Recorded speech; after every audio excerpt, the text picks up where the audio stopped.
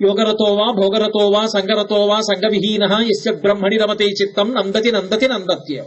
ఏం చేస్తున్నా వాడు పరమశివుణ్ణి తలుచుకుని పొంగిపోతుంటాడు. వాడికి బెంగ ఏమిటి? అందుకే విదురుడు వెళ్ళిపోయాడు పాండవుల దగ్గరికి. అలాగేలే వెళ్ళిపోతాను, పెద్ద కష్టమే ఉంటే అక్కడికే పోతానన్నట్టు వెళ్ళిపోయాడు. ఈయనకి నిద్ర పట్టడం మానేసింది. ధృతరాష్ట్రుడు ఏడుస్తున్నాడు, తప్పైపోయిందన్నాడు, దీన్ని రమ్మంటున్నాడని మళ్ళీ విదురుడిని తెచ్చుకున్నాడు. ఆ విదురుడి దగ్గర తప్పు ఒప్పుకునేవాడు, విదురుడితో స్నేహం పెట్టుకున్నాడు. ఇది పెట్టుకున్నందుకు సత్సంగం ఉంది కాబట్టి నా విశ్వరూప దర్శనం చెయ్యడానికి అనుగ్రహం ఇస్తున్నానని కళ్ళిచ్చి దర్శనమిచ్చాడు. భగవద్భక్తులతోడి సంగము దొరకమంటే దొరికేది కాదు. అది వదులుకోకు జీవితంలో. అందుకే సత్సంగత్వే నిస్సంగత్వం, నిస్సంగత్వే నిర్మోహత్వం, నిర్మోహత్వే నిశ్చలతత్వం, నిశ్చలతత్వే జీవన్ముక్తి. భగవద్భక్తులతో విరోధం పెట్టుకోవడం భగవంతుని యొక్క విరోధానికి చాలా తేలికైన మార్గం. భగవద్భక్తులతోడి సహవాసము భగవంతుని యొక్క అనుగ్రహమునకు ప్రధాన హేతు. భగవద్భక్తులతోటి విరోధము భగవంతుని యొక్క విరోధమునకు ప్రథమ హేతు. అందుకే శంకర భగవత్పాదులంతటి వారు సత్పురుషులతోటి సంగమును పెంచుకోండి అని శాసనం చేసి మరీ మాట్లాడతారు. ఆ ధర్మానురక్తి లోకమునందు కలగాలి. ఇక మీరు ఎన్ని రక్షక భట వ్యవస్థలు పెట్టండి, ఎంతమంది పోలీసుల్ని పెట్టండి, ఎంతమంది గూఢచారుల్ని పెట్టండి, భగవద్గీత మీద ప్రమాణం చేసి నిజం చెప్తున్నాను అంటూ అబద్ధం చెప్తే ఎవరు పట్టుకోగలరు? అసలు లోకములో శాంతి అన్న మాటకు అర్థం ఇది అంటే ధర్మాచరణమే. ఎవడి ధర్మం వాడు ఆచరించాడు అనుకోండి, లోకంలో శాంతి భద్రతలకు లోటు ఉండదు. అందుకే భక్తి అన్న మాటని మౌఢ్యంతో ఆలోచించవద్దు అని చెప్తారు. భక్తి అన్న మాటకు అర్థం గుడిలోకి వెళ్ళండి, ప్రదక్షిణం చెయ్యండి, పూజ చెయ్యండి, నాలు పెట్టండి, నోములు చెయ్యండి, వ్రతాలు చెయ్యండి, తప్పని నేను అంటలేదు. భగవంతుడు ఎలా బ్రతకమన్నాడో అలా బ్రతకడం ధర్మం, అలా బ్రతకడం భక్తి. అంతేకాని భగవంతుడు ఎలా బ్రతకమన్నాడో అదొక్కటి విడిచిపెట్టేసి గుళ్ళు కట్టాను, గోపురాలు కట్టాను, ధార్మికమైన భక్తి అని ఈశ్వరుడు సంతోషించడానికి హేతువు అని శాస్త్రములు తీర్పు చెప్పవు. భక్తి అన్న మాటకు అర్థం ఏమిటంటే ధర్మమే. అందుకే ఆయన చెప్పినట్టు నేను బ్రతుకుతున్నప్పుడు నాకు ఎందుకు రక్షణ ఉండదు అన్న ధైర్యం ఎక్కడి నుంచి వస్తుంది అంటే ధర్మమా అన్న భక్తిలోంచే వస్తుంది. భక్తి ఉందనుకోండి, రెండు ఉంటాయి. ఇవి రెండు పరస్పర విరుద్ధ విషయాలు నిజానికి. ఒకటి పిరిగితనం ఉంటుంది, రెండు ధైర్యం ఉంటుంది. నేను ఈ మాట అన్నప్పుడు మీకు అయోమయంగా ఉంటుంది. ఇది పిరిగితనం ఉండడం ఏమిటి, ధైర్యం ఉండడం ఏమిటి? ఉంటే పిరిగితనం ఉండాలి, లేకపోతే ధైర్యం ఉండాలి. పిరిగితనం ధైర్యం రెండు ఒక్కసారి ఎలా ఉంటాయి?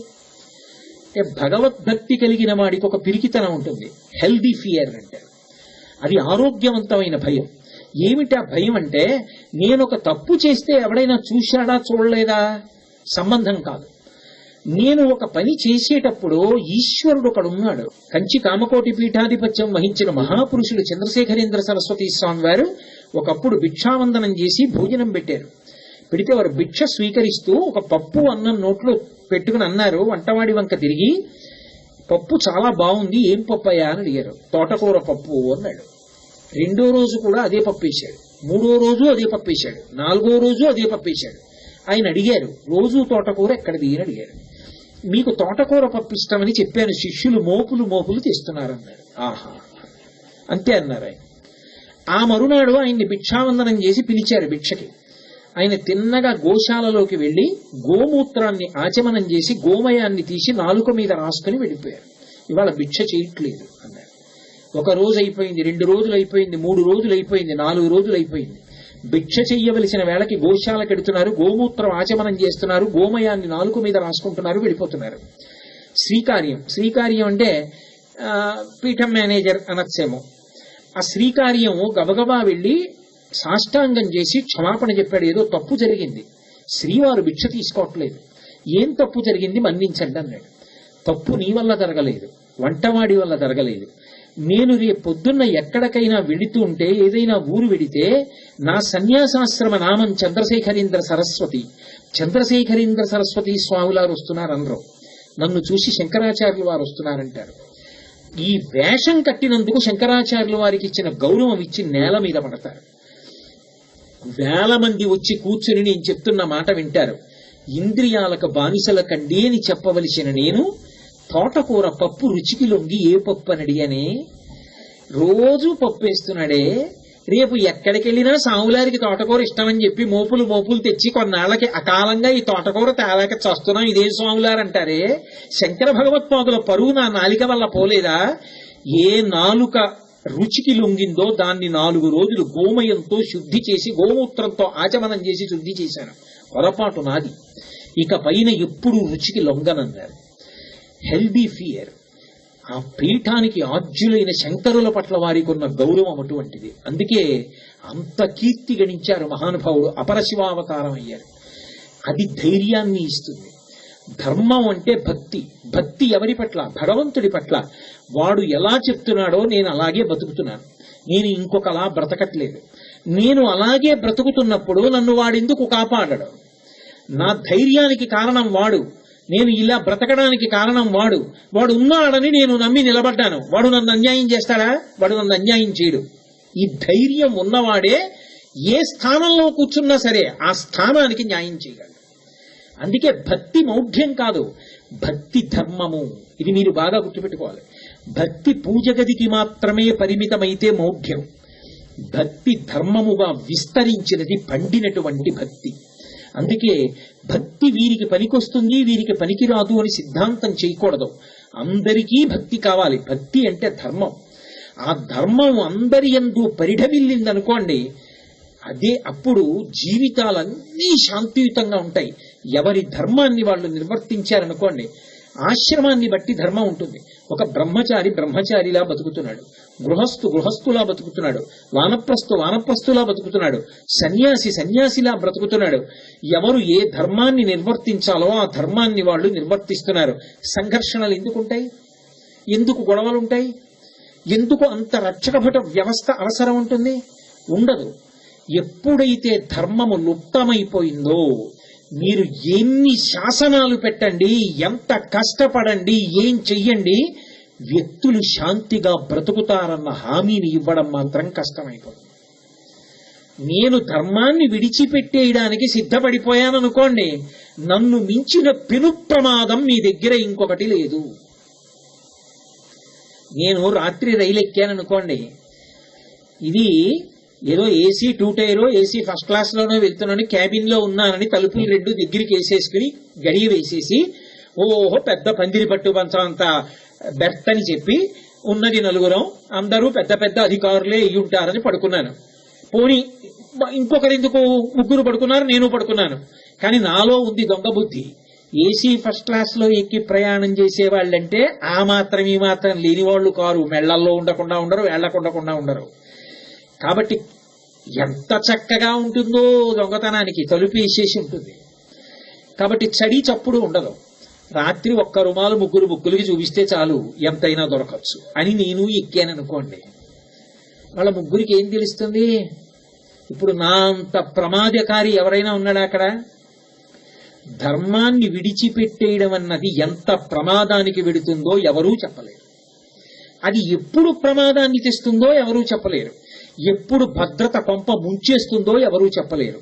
అది ధర్మానికి కట్టుబడ్డవాడు అనుకోండి, వాడికి ఆకలిస్తోంది, తినడానికి లేదు, అడిగి తింటాడు. అయ్యా 2 రోజులు అయిపోయిందండి, చాలా ఆకలిస్తోంది, దయచేసి ఏమైనా కొద్దిగా పదార్థం పెట్టండి, కడుపు నింపుకుంటానని అడుగుతాడు తప్ప ధర్మాన్ని మాత్రం విడిచిపెట్టాడు. ధర్మం ఉందనుకోండి అందరూ శాంతిగా ఉంటారు. అందుకే లోకంలో అన్నిటికన్నా మహోపకారం ఏది అంటే ధర్మ ప్రబోధమే. ఈ లోకంలో ఎందుకు మహాత్ములు కూడా తమలో తాము రమిస్తూ ఉండిపోగలిగినటువంటి పెద్దలు ఎందుకు ప్రవచనం చేస్తుంటారు అంటే ధర్మాన్ని లోకంలో నిలబెట్టడానికి.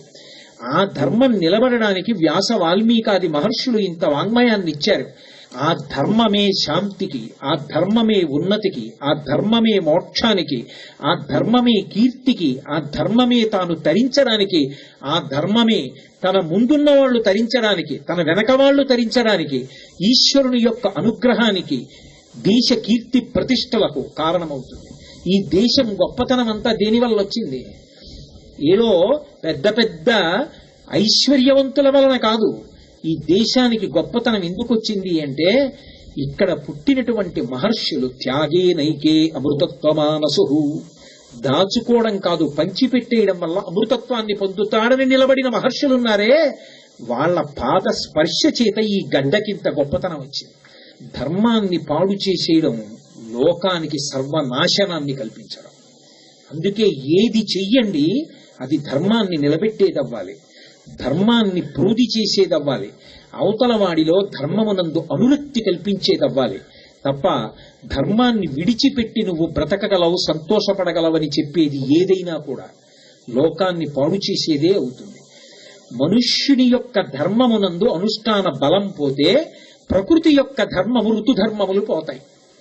వర్షాకాలంలో వాన పడాలి, వసంత ఋతువులో వర్షం పడిందనుకోండి, పంటకొచ్చినటువంటి పంట పొలాలు మునిగిపోతాయి. అంటే ఋతుధర్మం మారుతోంది. ఎందుకని? ఋతువుది తప్పు కాదు, తప్పు మనది. మనం ధర్మాన్ని వదిలిపెట్టాం. మనం ధర్మాన్ని వదిలిపెడితే ఋతుధర్మం మారుతుంది, ప్రకృతి యొక్క ఆగ్రహం అక్కడ ప్రారంభం అవుతుంది, భూమాత కదులుతుంది. ఎందుకు కదులుతుంది అని చెప్పిందంటే రామాయణంలో దిగ్గజములను ఉంటాయి. దిగ్గజములంటే అన్ని వైపులా మోస్తుంటాయి భూమిని ఏనుగులు. వాటికి చాలా తలకాయ ఇబ్బందిగా చికాకుగా అనిపిస్తుంది. దేనికి అంటే ధర్మం వ్యతిరేకంగా బతికే వాళ్ళ సంఖ్య పెరిగిపోతే భూమికి భారం. అప్పుడు ఆవిడ బాధపడితే ఏనుగులకి భారంగా ఉంటుంది. ఏమిటో పాపం ఈవిడ్ని ఇలా ఇబ్బంది పెడుతున్నాం ఇలా అంటుంది తల. ఆ ఏనుగు తల కదిగితే భూకంపం వచ్చిందని చెప్పారు వాల్మీకి మహర్షి. ధర్మమే ఆధారము. సమస్త జీవన విధానమునకు, శాంతికి, అభ్యున్నతికి ధర్మము వినా వేరొకటి లేనే లేదు. అటువంటి ధర్మాన్ని ఎంత కాలం పట్టుకుంటామో అంతకాలం అభ్యున్నతి అన్న మాటకి అనుమానం లేదు. ధర్మో రక్షతి రక్షితః. ధర్మాన్ని రక్షించండి అంటే దాని అర్థం ప్రసంగాలు చెయ్యండి అని కాదు.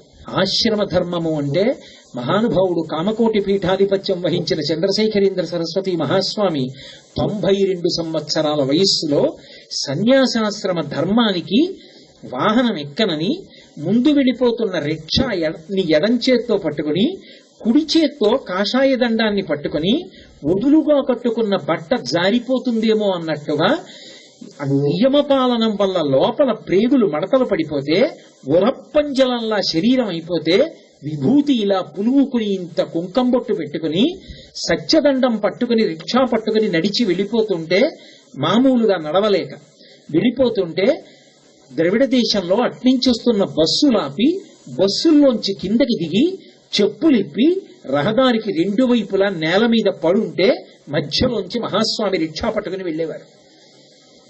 అటువంటి ధర్మాత్ముడు కాబట్టే శరీరం విడిచిపెట్టేసిన తరువాత, వారు బ్రహ్మీభూతులైపోయిన తరువాత కూడా పైన చొక్కాతో కానీ బనీన్తో కానీ ఆయన శరీరాన్ని చూసిన వాడు కూడా లేడు. అంతే ధర్మాన్ని లోకం పాటించింది. ఎవడు ధర్మాన్ని పాటిస్తాడో వాడి యందు ఆ తేజస్సు నిలబడుతుంది. ధర్మాన్ని పట్టుకున్నవాడు ఎక్కడ ఉన్నాడో అక్కడ శాంతి ఉంటుంది. ఒక్కొక్క ధర్మాత్ముడు బ్రతికినటువంటి ఇల్లు దేవాలయమై బారులు తీరుతారు ఆయన్ని చూడ్డానికి. ఆయన ఉన్నందుకు, ఆయన తిరిగినందుకు అటువంటి ప్రకంపనలు ఉంటాయి ఆ ఇంటికి. అక్కడికి వెళ్ళేటప్పటికి మీకు తెలియకుండా ఏదో మనశ్శాంతి ఉంటుంది. ఆయన మాట్లాడితే మనశ్శాంతి, ఆయన దగ్గర కూర్చుంటే మనశ్శాంతి. మళ్ళీ ఆయన వెళ్ళిపోయాడు అనుకోండి, మీకు అబ్బా చాలు సంతోషంగా గడిపాను ఆయనతో గంట అనిపిస్తుంది. మళ్ళీ ఎప్పుడు కలుద్దామా అనిపిస్తుంది. ఒకప్పుడు మహా ఉన్మాది అయినటువంటి వ్యక్తి ఒక క్షణం ఆయన పడుకోడు కూడా. స్లీపింగ్ పిల్స్ అంతకన్నా వేస్తే చచ్చిపోతాడు మనిషి. అన్ని స్లీపింగ్ పిల్స్ వేసినా పడుకునేవాడు కాదు, అసలు ఊగిపోతుండేవాడు, అంత ఉన్మాదం. ఆయన్ని అరుణాచలం తీసుకొచ్చారు రమణ మహర్షికి చూపిద్దామని. అతన్ని 10 మంది కలిపి కాళ్ళు చేతులు పట్టుకుని రమణ మహర్షి ఆశ్రమంలోకి తీసుకెళ్లారు. భగవానులు సోఫాలో ఇలా పడుకుని ఉన్నారు. ఆ గడప దాటించి లోపలికి తీసుకెళ్లారు. ఊగిపోతున్నాడు. ఆయనేం కదలలేదు. లోపల ధ్యానంలో ఉన్న వాళ్ళందరికీ భంగం అయిపోయింది. ఇలాగే చూస్తున్నారు ఆయన. ఆ లోపలికి వచ్చిన వ్యక్తి ఊగిపోతూ ఇలా చూశాడు రమణల వంక. ఆయన ఇలా చూశారు అంతే. ఒక్కసారి నీరసపడిపోయిన వాళ్ళ కూర్చున్నాడు. కూర్చుని అప్రయత్నంగా 2 చేతులు ఎత్తి ఇలా నమస్కారం చేస్తూ ఆయన వంక చూస్తూ అలా కూర్చున్నాడు. ఆ తర్వాత తీసుకొచ్చిన వాళ్ళు తెల్లబోయారు. వీడు పుట్టిలా ఎప్పుడూ కూర్చోలేదు. తర్వాత అక్కడి నుంచి తీసుకెళ్లిపోయి కారెక్కించారు. కారెక్కించే వరకు కూడా ప్రశాంతంగా ఉన్నాడు. ఆ తర్వాత మళ్ళీ ప్రారంభం. ఇది దేశం సాధించిన గొప్ప విశేషం. ధర్మాన్ని పట్టుకున్న వాడి విషయంలో పుట్టుకతో శత్రుత్వం ఉన్న ప్రాణులు మిత్రులైపోతాయి వాళ్ళు ఉన్న చోట. శృంగేరిలో శంకర్ల పీఠం ఎందుకు పెట్టారండి? పావు కనపడితే కప్ప మింగేస్తుంది. మంచి మండు వేసవిలో కప్ప ఎగరలేక నేల కాలిపోతుంటే అక్కడ నిలబడితే నాగుపాము వచ్చి పడక పట్టి సేద తీర్చింది. శంకరుడు దివ్య దృష్టితో ఆలోచించారు, ఎందుకు పరస్పర విరుద్ధ స్వభావం ఉన్న ప్రాణులు ఒకదాన్నొకటి రక్షించుకుంటున్నాయని. ఓ ఋష్యశృంగుడు త్రేతాయుగంలో ఇక్కడ తిరిగాడు.